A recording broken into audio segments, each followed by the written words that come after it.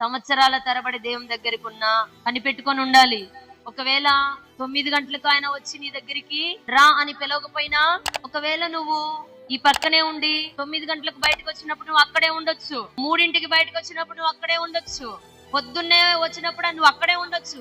అయినా ఆయన నిన్ను పిలుచుకోలేదా? నిన్ను పట్టించుకోలేదా? ఆఖరి వరకు అలాగే ఉండును. ఇది నేను చెప్పాలనుకున్న మాట. అర్థమవుతుందా? సరే, అక్కడ నిన్ను పట్టించుకోలే దేవుడు. రా అని కూలికి పెట్టుకుంటాను రా అని అనలేదు, వాళ్ళనే పెట్టుకున్నాడు, నిన్ను పెట్టుకోలేదు.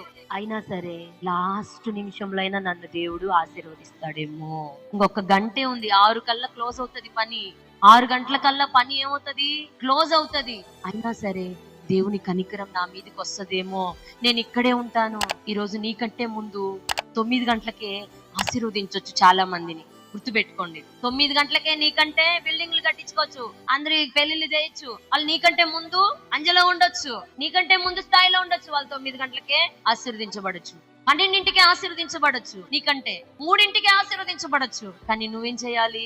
సర్లే ప్రభా, వాళ్ళని ఆశీర్వదించాలి, నన్ను కూడా ఆశీర్వదించయ్యా. ఈ రోజు నీకంటే ముందు ఆశీర్వదించబడిన వాళ్ళని చూసి నువ్వు బాధపడద్దు, నీకంటే ముందు డెవలప్ అయిన వాళ్ళని చూసి నువ్వు దిగులు పడద్దు, నీకంటే ఉన్నతమైన స్థానంలో ఉన్న వాళ్ళని చూసి నువ్వు దిగులు పడద్దు.